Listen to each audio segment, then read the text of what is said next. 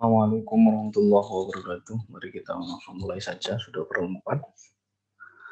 Yang lain nanti bisa mengikuti melalui video yang saya bagikan. Silakan diketik nama dan kelas di kolom chat supaya sebagai bukti kehadiran. Mari kita lanjutkan berbicara terkait dengan statistik. Kalau probabilitas kita sudah cukup sampai aturan perkalian, aturan penjumlahan, aturan perkalian, silakan dipelajari lagi, lebih banyak lagi, dikembangkan, baca buku yang banyak, baik buku elektronik ataupun buku cetak, sehingga nanti menambah pemahaman terkait dengan probabilitas. Masih satu pembahasan sebetulnya, ada statistik, probabilitas juga bagian dari itu. Namun demikian, berbicara terkait dengan statistik, walaupun probabilitas juga sebagai dasar pemikiran, bagian dari statistik juga, tetapi mungkin yang Anda kenal dari SD, SMP, ataupun SMA, SMK saat ini akan tidak ada perbedaan.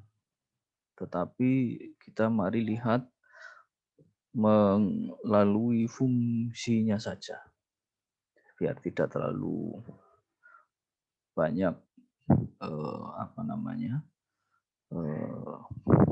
hal-hal yang harus dipahami. Jadi ketika berbicara statistik, kita itu nanti selalu selalu dihadapkan pada namanya data. Ini sudah pasti. Datanya apa? Data terkait pasien COVID-19. Kemarin disajikan melalui tabel, seringkali sudah saya contohkan. Data terkait kejadian mengundi sebuah koin. Hasil dari pengundian. Data terkait siswa, umur siswa, pekerjaan orang tua, dan yang lain-lain. Jadi kalau kita belajar statistik tidak terlepas dari namanya data. Jadi bagaimana cara mengumpulkan data? Nanti silakan dibaca di buku, dicari bagaimana cara mengumpulkan data. Bisa melalui observasi, bisa melalui tes, bisa melalui dokumentasi, bisa melalui kuesioner dan lain-lain. Yang saya sebutkan tadi bagaimana cara mengumpulkan data, silakan dicatat, dilengkapi, tambahkan pengertian dan contoh-contohnya. Saya ulangi lagi. Tadi saya menyebut bagaimana cara mengumpulkannya, cara mengumpulkan data. Ini tadi ada observasi, terus ada dokumentasi, terus ada apa lagi? Bentuk tes. Anda mengikuti pekan ulangan, data yang dihasilkan adalah nilai ulangan, pekan ulangan, dan yang lain-lain. Ada observasi, dokumentasi, tes, kuesioner, atau kita membagikan angket, ya kan, dan lain-lain. Nanti dicari ini di searching di mesin pencarian Google, ataupun kalau punya buku silakan dibaca.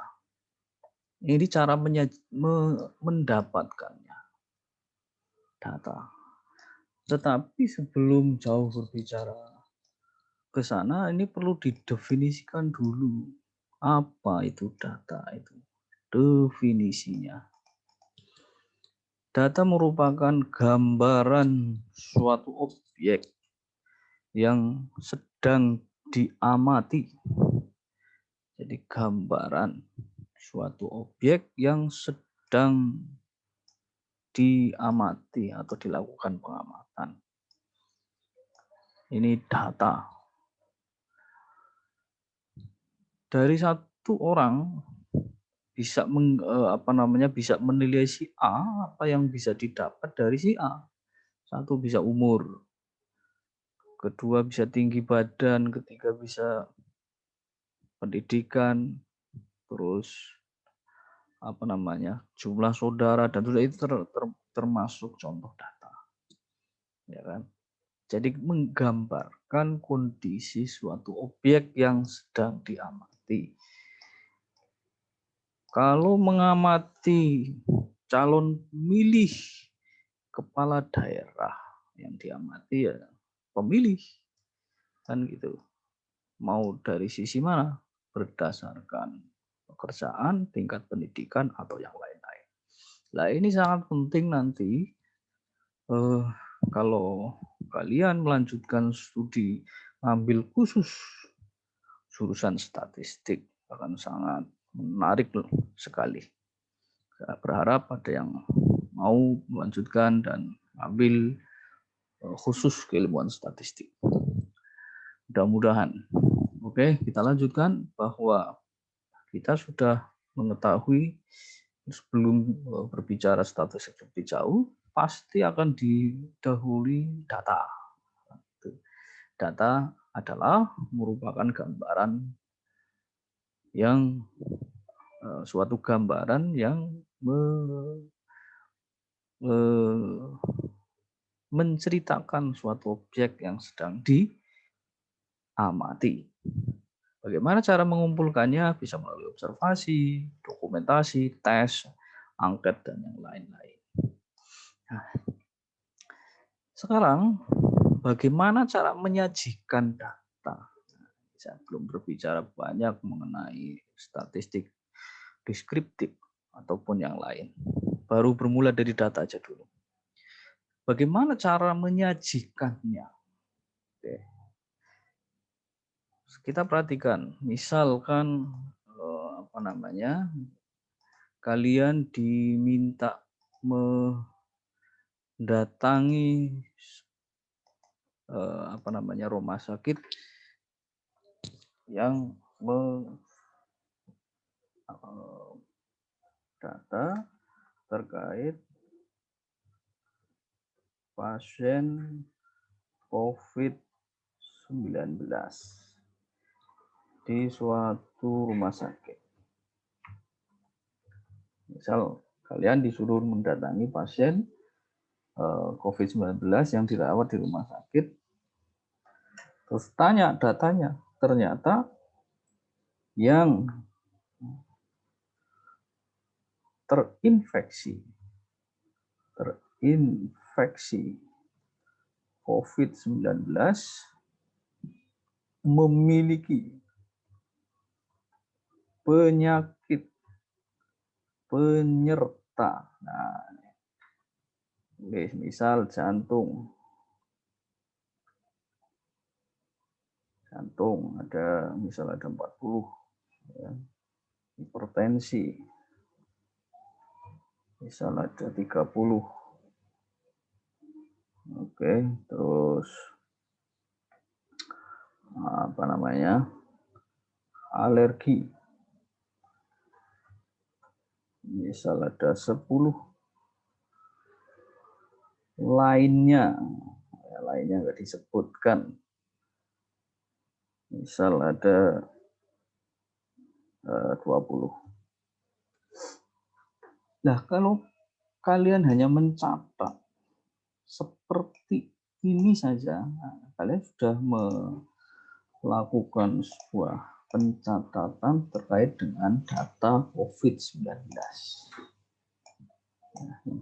Anda sudah melakukan kegiatan statistik, yaitu mencatat pasien COVID-19 di mana memiliki penyakit penyerta. Kalau hanya seperti ini, Anda sudah melakukan saya ulangi lagi, sudah melakukan kegiatan statistik, mencatat. Saya yakin kalau hanya seperti ini mudah. Tetapi kalau diminta melaporkan, misalkan kalian bagi seorang karyawan dan laporannya seperti ini, tentu kurang menarik. Sehingga bisa disajikan dalam berbagai bentuk. Nah, kita lihat jumlah totalnya ada berapa pasien. Ada 100 pasien ya total. Total ada 100. Kita bisa menyajikannya ke dalam bentuk diagram. Misal kita dalam diagram batang. Nah, diagram batang. Nah, ini menyajikan data yang tadi sudah didapat ke dalam diagram batang. Jumlah yang memiliki jantung ada 40, hipertensi 30, alergi 10, lainnya ada 20. Penyajian seperti ini saya yakin kalian mudah untuk membuatnya. Agar lebih mudah menggunakan Microsoft Excel. Ini dalam diagram batang. Dan kalian harus bisa membaca ketika ada data yang disajikan dalam diagram seperti ini. Saya yakin sering melihat baik di media televisi ataupun di internet ataupun elektronik yang lainnya. Oke. Selain diagram batang, apa yang perlu diketahui? Jadi melalui diagram garis. Diagram garis. Di mana jantung 40, hipertensi 30, alergi 10, lainnya ada 20. Ini merupakan penyajian dalam diagram garis. Yang lainnya bisa disajikan dalam bentuk apa? Bisa jadi dalam bentuk diagram lingkaran. Ini diagram lingkaran. Dalam bentuk diagram lingkaran. Nah, yang memiliki jantung di mana ada gambar warna biru yang ditunjukkan oleh luas atau daerah pada lingkaran. Oke. Ini bagaimana membacanya? Biasanya akan tertuliskan berapa persen. Ada 40%, tetapi harus tahu 40% dari mana. Kalau hanya menyajikan seperti ini, saya tentu kalian mudah, apalagi menggunakan aplikasi Microsoft Excel. Tetapi bagaimana tahu 40% itu? Saya ulang lagi, ini 40% yang memiliki jantung. Hipertensi yang warna merah ini ada 30%. Daerah yang ditandai merah. Alergi di sini ada 10%. Yang lainnya ada warna ungu ini ada 20%. Tetapi bagaimana membuat daerah-daerah ini sedemikian rupa? Pertama kita lihat dari persentase. Ini ada 40% dari mana? Jadi jumlah yang menderita jantung dibandingkan dengan total semuanya dikalikan dengan 100%. Ya. Dibandingkan dengan total semuanya dikalikan dengan 100. Ini dalam persen. Persentase. Ya. Saya tulis dalam persen. Ya. Terus bagaimana yang hipertensi? Sama, berarti 30 dibanding 100, totalnya, ini kebetulan 100, dikalikan 100%.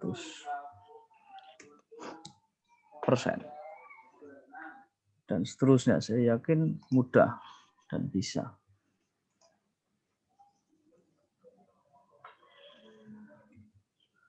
Ini juga sama, 20 dibanding 100 kali 100%. Kalau totalnya 200 ya dibandingnya 200. Nah, ini menunjukkan persentase.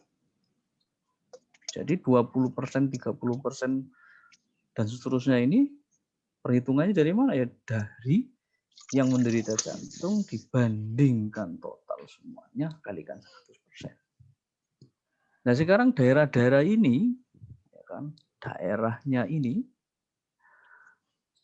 dari mana cara menggambarkannya?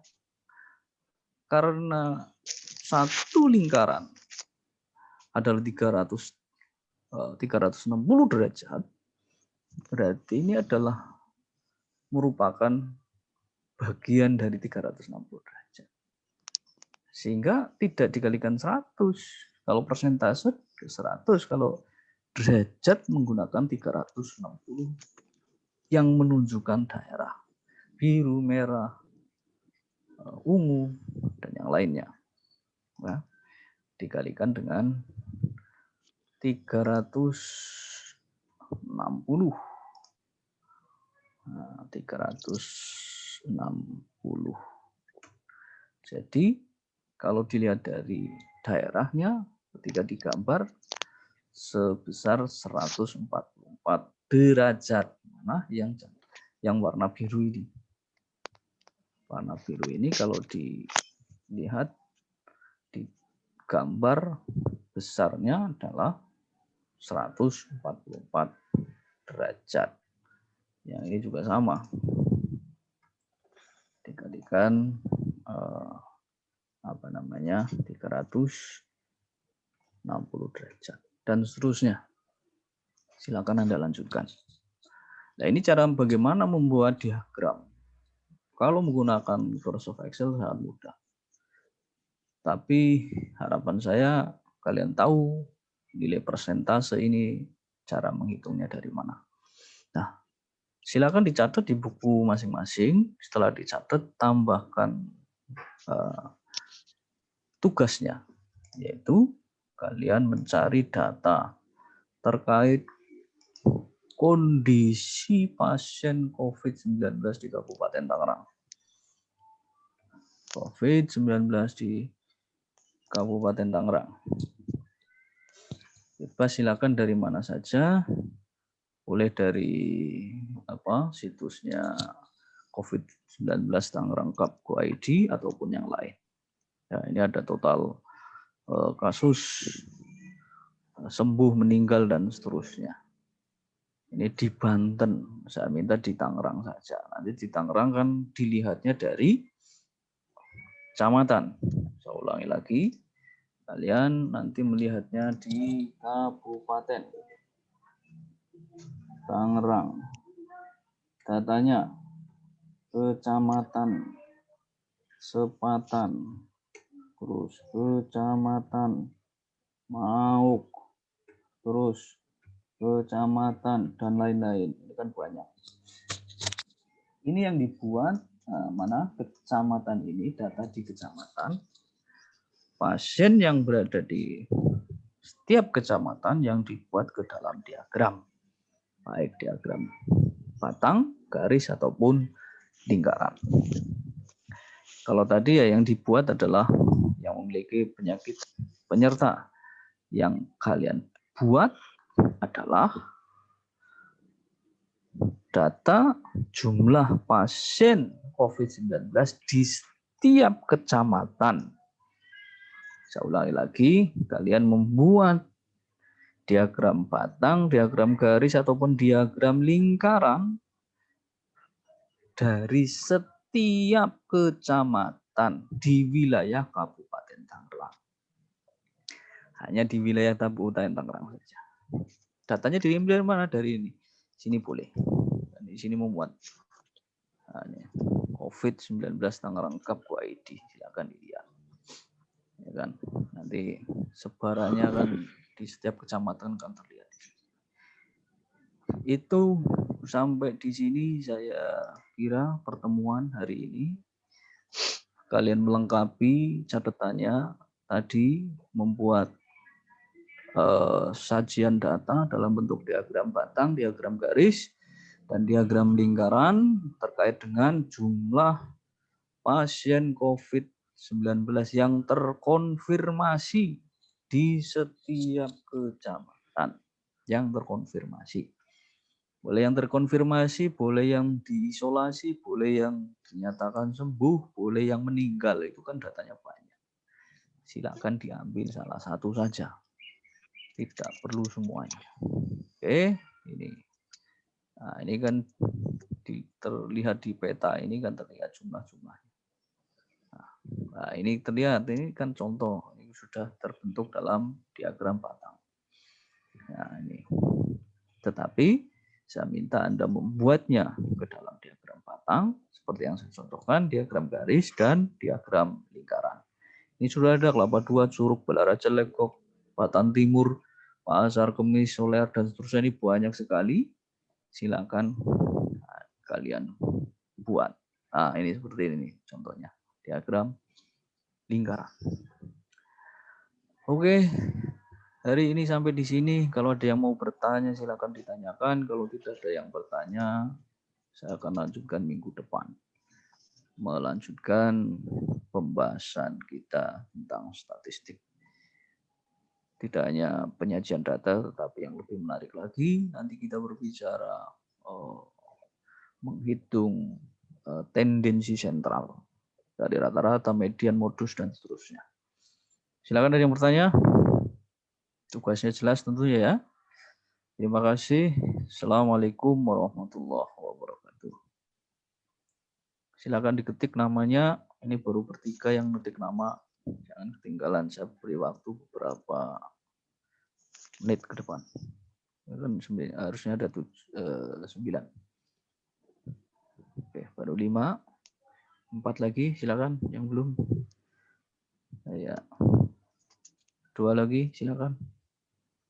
Oke, 1. Terima kasih. Saya akhiri ya. Syukran.